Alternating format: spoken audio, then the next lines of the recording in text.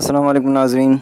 बाज़ लोग ये सवाल करते हैं कि वो चीज़ जो कि अभी हमारे नाम पर ट्रांसफ़र नहीं हुई है, वो फ्लैट वगैरह जो हमारे अभी हमें अलाट नहीं हुआ है, उसका कब्ज़ा हमें नहीं मिला है, तो वो हमने अपने वेल्थ स्टेटमेंट में कहाँ शो करनी है। वो चीज़ जिसकी आप इंस्टॉलमेंट भर रहे हैं, किस्तों पर आपने ली है, बुकिंग करवाई है, वो चीज़ अपने वेल्थ स्टेटमेंट में आपने कहाँ दिखानी है।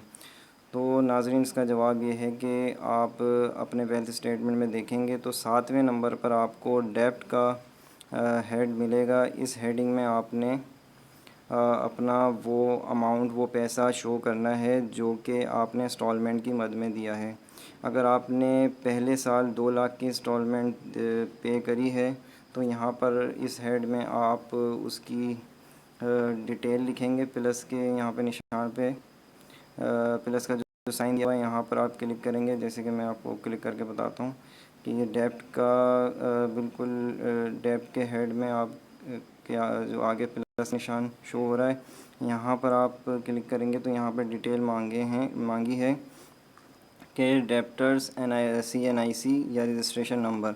आपने जिस पार्टी को ये इंस्टॉलमेंट दे रहे हैं उसका CNIC या रजिस्ट्रेशन नंबर लिखेंगे, ये पहले सेल में, और दूसरे सेल में उसका आप जो है वो अकाउंट नंबर और फर्दर डिटेल, उसका नाम और अकाउंट नंबर और फर्दर डिटेल भी आप यहाँ पर दे सकते हैं। तो नाज़रीन, इसका जवाब मैंने आपको बता दिया है कि डेब्ट का कॉलम है जहाँ पर आपने ये इंस्टॉलमेंट्स या किस्तों पर ली हुई चीज़ की पेमेंट शो करनी है। पहले साल अगर 2 लाख जमा कराएं तो यहाँ पे 2 लाख आप अमाउंट डाल देंगे, और अगर आपने 2 साल हो गए हैं और फिर अगले साल 2 लाख रुपए और जमा कराए हैं तो यहाँ पर फिर 4 लाख आ जाएंगे। उससे अगले साल आपने 2 लाख जमा कराए हैं तो यहाँ पे 6 लाख आ जाएंगे। तो ये बढ़ते बढ़ते वही अमाउंट हो जाएगी जिस पर आपने वो फ्लैट परचेज़ किया होगा। मिसाल के तौर पे वो 20 लाख का है, तो जब तक ये 20 लाख आपके नहीं हो जाते यहाँ पर, तो वो फ्लैट आपके नाम पर ट्रांसफ़र नहीं होगा।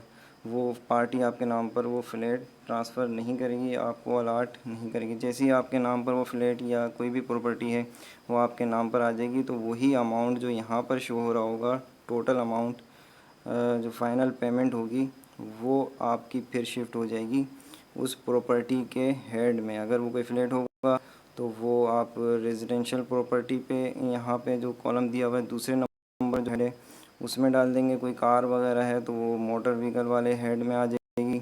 तो जो चीज़ है वो अपने कंसर्न हेड में चले शिफ्ट हो जाएगी। यहाँ से वही अमाउंट उठकर उस कंसर्न हेड में चला जाएगा जब इंस्टॉलमेंट कंप्लीट हो जाएगी और वो आपकी चीज़ आपके नाम पर हो जाएगी।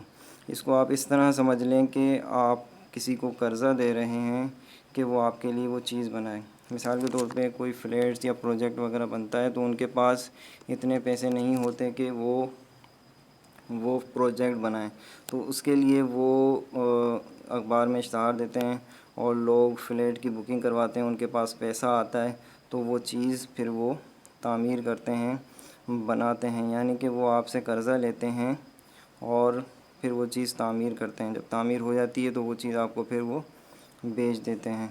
तो ये डेब्ट की शक्ल है। इंस्टॉलमेंट हो या बुकिंग हो, ये एक डेब्ट की शक्ल है जो कि आप किसी को कर्ज़ा देते हैं और वो आपके लिए रिसीवेबल होता है। आप पैसे की शक्ल में उसको कर्ज़ा देते हैं और फिर चीज़ की शक्ल में वो आपको वापस मिल जाती है। तो ये रिसीवेबल अमाउंट होता है जो आपने यहाँ इस हेड में शो करना होता है। इंस्टॉलमेंट और बुकिंग का वर्ड आपको पूरे वेल्थ स्टेटमेंट में नहीं मिलेगा। उसकी जगह वर्ड यूज़ हो रहे हैं जो उससे मिलते जुलते वर्ड हैं, वो ये हैं: एडवांस, डेब्ट, डिपॉज़िट, प्री पेमेंट, रिसीवेबल। ये वर्ड हैं जो कि इंस्टॉलमेंट और बुकिंग को रेफ़र करते हैं।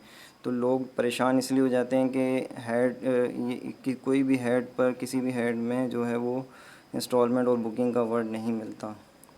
तो इस सवाल का जवाब यही था कि वो इंस्टॉलमेंट, वो चीज़ जो आपने इंस्टॉलमेंट या बुकिंग कराई है, उसका अमाउंट आपने यहाँ शो करना है। और वो जो सालाना वो बढ़ता जाएगा या किसी मखसूस पीरियड में वो चीज़ बढ़ती जाती है, क्योंकि आप एनुअल ये अपना वेल्थ स्टेटमेंट जमा कराते हैं तो आप एनुअली ये चीज़ देखेंगे कि आपने इस साल अगर 2 लाख जमा कराए हैं तो 2 लाख लिखेंगे, अगले साल यही पेमेंट बढ़कर 4 लाख हो जाती है तो 4 लाख लिखेंगे। और ये पेमेंट आपकी कहाँ से आएगी? ये पेमेंट आपके इंक्रीज़ अमाउंट में से आएगी, जो कि वेल्थ स्टेटमेंट में आपका इंक्रीज़ होगा। आपकी इनकम इतनी होगी तभी आप यहाँ पे शो कर सकते हैं, वरना वो आपका अमाउंट कंसाइल नहीं होगा।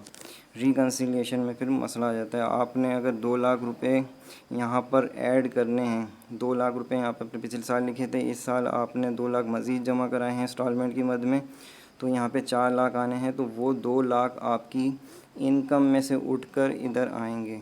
आपकी इनकम इतनी होनी चाहिए कि आपके पर्सनल एक्सपेंसेस और बिल वगैरह जितनी भी आपके एक्सपेंसेस हैं वो माइनस करने के बाद इतना अमाउंट बचना चाहिए, आपकी बचत होनी चाहिए कि वो फिर आपके इंक्रीज़ अमाउंट में से उठ के यहाँ पर आएगा। तो फिर आपकी रिकन्सिलेशन भी हो जाएगी और ये आपका यहाँ पे अमाउंट बढ़ता भी जाएगा। जब ये अमाउंट मैच्योर हो जाएगा, यानी कि पूरी तमाम इंस्टॉलमेंट आप जमा करा चुके होंगे, तो यही अमाउंट उठ के फिर उसके कंसर्न हेड में चले आएगा। अगर कोई वो फ्लैट या प्रॉपर्टी कोई हाउस वगैरह होगा तो वो ये दूसरे नंबर कॉलम पर आ जाएगा, उसकी डिटेल पूरा एड्रेस वगैरह सब आपके, क्योंकि चीज़ वो आपके नाम पर हो जाएगी, तो वही अमाउंट उठ कर इधर आ जाएगा और उस चीज़ की डिटेल आ जाएगी। वो कोई गाड़ी होगी तो गाड़ी के हेड में चले आएगा वो अमाउंट और वो उसकी डिटेल हो जाएगी। जैसे मोटर व्हीकल का अमाउंट है 8वें नंबर पर, तो वो अमाउंट यहाँ से उठकर यहाँ पर आ जाएगा। यहाँ पे फिर वो आप उसको डिलीट कर देंगे, क्योंकि इंस्टॉलमेंट मुकम्मल हो जाएगी तो आप वो यहाँ से फिर उसको डिलीट कर देंगे और वो अमाउंट फिर आपका दूसरे आपके अपने कंसर्न हेड में मुतालिका हेड में वो चला जाएगा। तो ये 7वें नंबर पर हेड है डेब्ट का, जहाँ पर आपने किस्तों पर ली हुई चीज़ की डिटेल और अमाउंट जो कि सालाना बढ़ता रहेगा, जिसकी आप इंस्टॉलमेंट भरते रहेंगे, वो आपने यहाँ शो करनी है। तो उम्मीद करता हूँ ये वीडियो आपको पसंद आई होगी। अगर पसंद आई है तो लाइक करें, शेयर करें और मेरा चैनल सब्सक्राइब करें और बेल आइकन पर भी ज़रूर क्लिक कर दें, ताकि मेरी हर नई आने वाली वीडियो का आपको बाकायदा नोटिफिकेशन मिल जाए और इसी तरह की कोई काम की वीडियो आपसे मिस ना हो। अगली वीडियो तक के लिए मुझे इजाज़त दें। अल्लाह हाफिज़।